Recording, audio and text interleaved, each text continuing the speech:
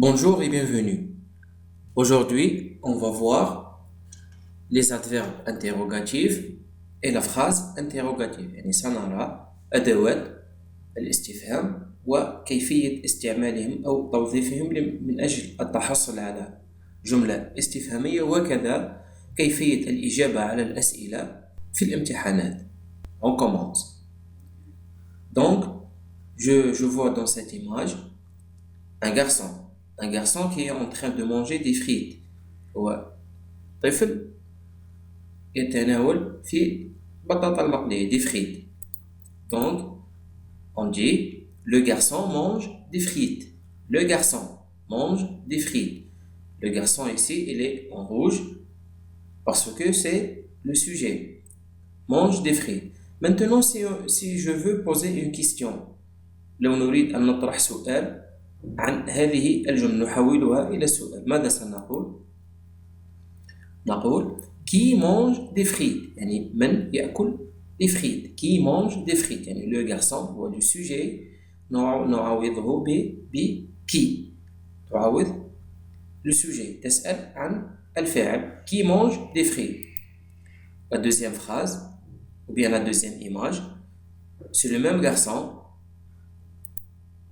mais maintenant il mange des frites parce qu'il a faim ويأكل les frites بطاطا المقلية parce qu'il a faim لأنه جائع faim هو الجوع.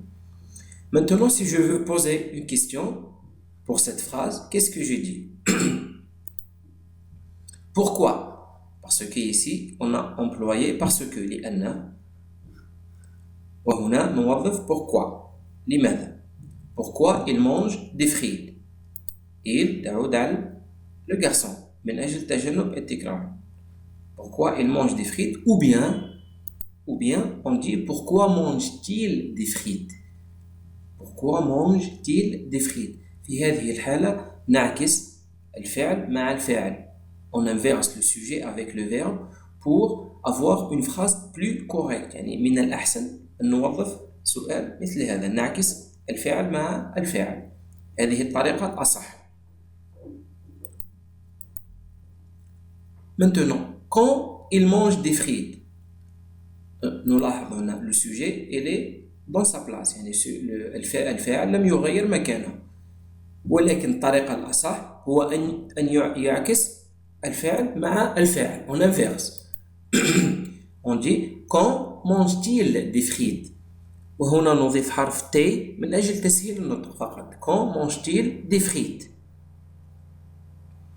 عكسنا le verbe مع الفعل le sujet et le verbe on l'a inversé et la réponse c'est il mange des frites à midi هو منتصف النهار يعني زمن والزمن يسأل عليه ب quand نطرح السؤال quand donc on ajoute des mots au début de la phrase et bien sûr la marque de la phrase interrogative, le point d'interrogation pour avoir une phrase interrogative يعني من أجل التحصل على جملة استفهامية. ومن هنا نقول أن les adverbes interrogatifs اللي هما أدوات الاستفهام التي توظف في أوائل الجمل لدينا combien يعني كم حين نسأل عن العدد qui حين نسأل عن الشخص le sujet comment حين نسأل عن الحال quand حين نسأل عن الزمن où هو le lieu pourquoi السبب أو الهدف من فعل أي شيء que من أجل السؤال عن الشيء المفعول به مثلا le complément et je pose et j'emploie ces adverbes pour avoir une phrase interrogative يعني جملة استفهامية.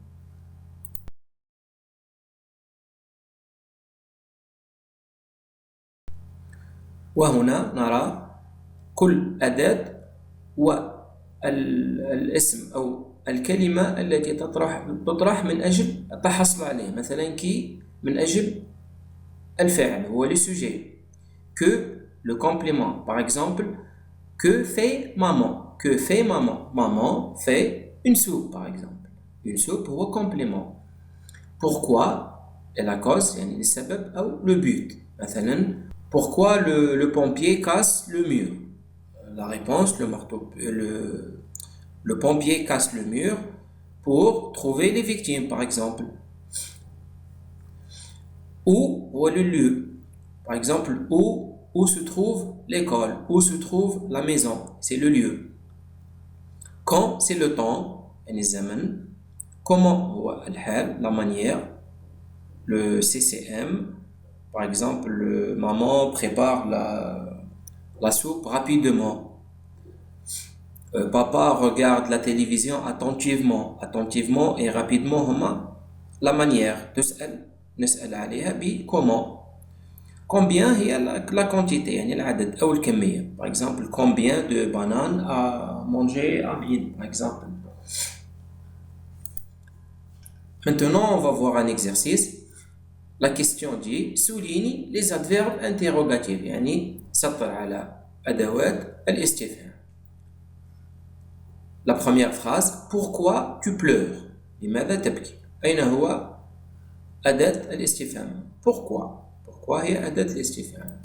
الجملة الثانية qui a volé mon stylo من سرق سيالتي qui a volé mon stylo qui هو أداة الاستفهام تطرح من أجل الحصول على السوجي السؤال الفاعل.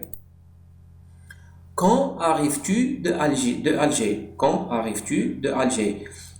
Regardez ici, dans cette phrase, on a inversé le verbe et le sujet. Le sujet, c'est le deuxième et le verbe, il est devenu le premier. Et c'est le même cas pour la première phrase. On peut inverser le sujet et le verbe. On peut dire par exemple, pourquoi pleures-tu? Donc, dans cette phrase, l'adverbe interrogatif, c'est quand. أداة الاستفهام هي quand. تطرح من أجل الحصول على الزمن. Quand. Par exemple, j'arrive de Alger, par exemple, ce soir. هذا المساء. La dernière phrase, que fait maman? Et on a posé cette question avant. طرحنا هذا السؤال من قبل. Que fait maman? Par exemple, maman fait la soupe, par exemple. On a inversé aussi le sujet et le verbe. Fait, c'est le verbe, il est devenu le premier. Maman, c'est le sujet, il est devenu le dernier de la phrase. Et je n'oublie pas le point d'interrogation. Deuxième exercice maintenant, complète avec un adverbe interrogatif. يعني أكمل بأداة استفهام. Combien, qui, où. وأعطانا أدوات الاستفهام نوظفها في الجمل. Nous avons ici trois phrases. Combien تطرح من أجل العدد لا ننسى. Qui تطرح من أجل تحصل على الفاعل من قام بالشيء le sujet. Et où c'est le lieu المكان. Maintenant se trouve la mosquée. Combien ou bien qui ou bien où se trouve la mosquée. من خلال المعنى la mosquée la mosquée c'est un lieu.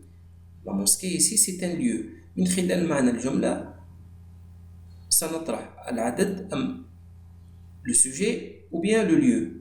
Le lieu. Et l'adverbe interrogatif de lieu c'est où. Donc j'emploie ici où. Où se trouve la mosquée. Donc où, ça y est. On n'en a plus besoin. Deuxième phrase.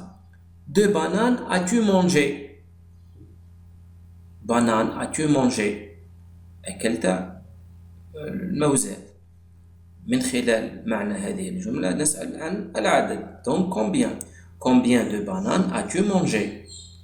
Et la dernière, c'est très facile et simple parce qu'il reste un adverbe. Qui a cassé la fenêtre? من كسر النافذة. Qui a cassé la fenêtre?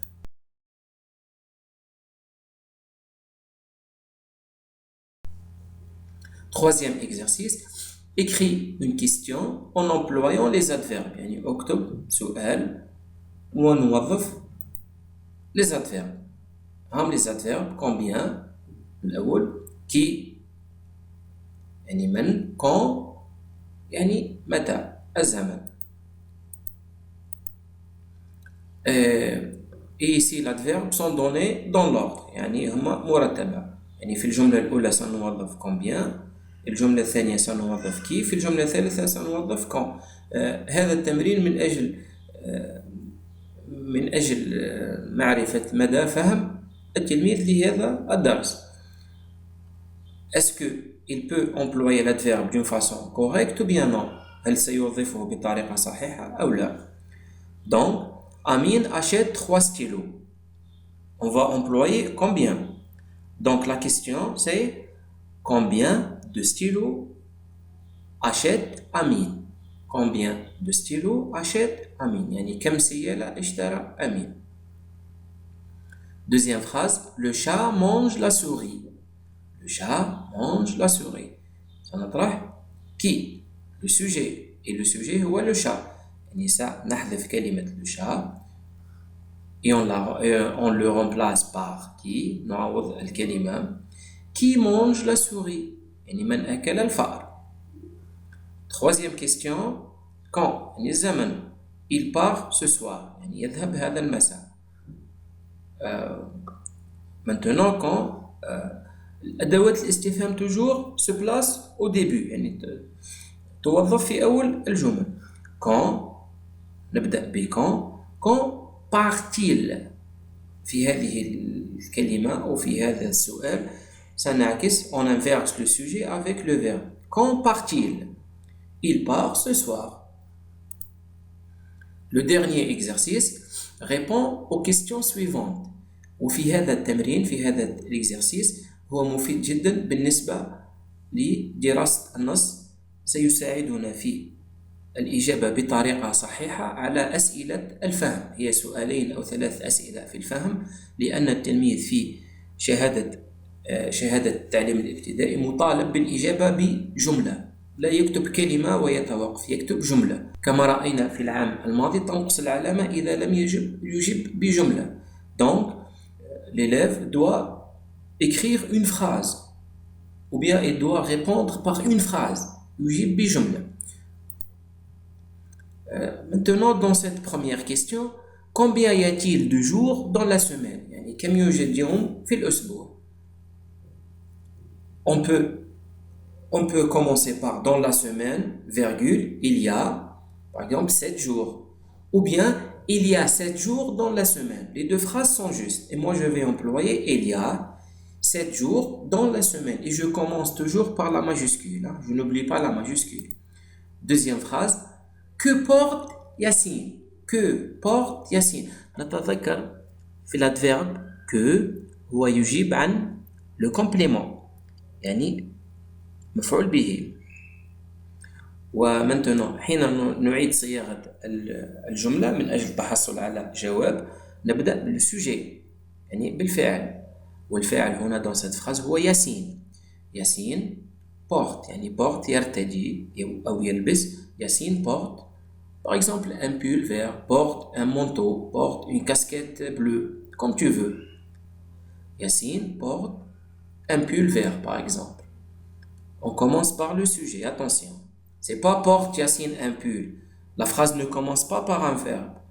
D'accord? La phrase commence par un sujet. تبدأ بفاعل ليس بفعل. Troisième question. Où vas-tu pendant les vacances? Et ici j'ai oublié l'accent, c'est tout. Hein? L'accent sur le où. Où vas-tu pendant les vacances? يعني أين ستذهب خلال العطلة? Je commence maintenant la phrase.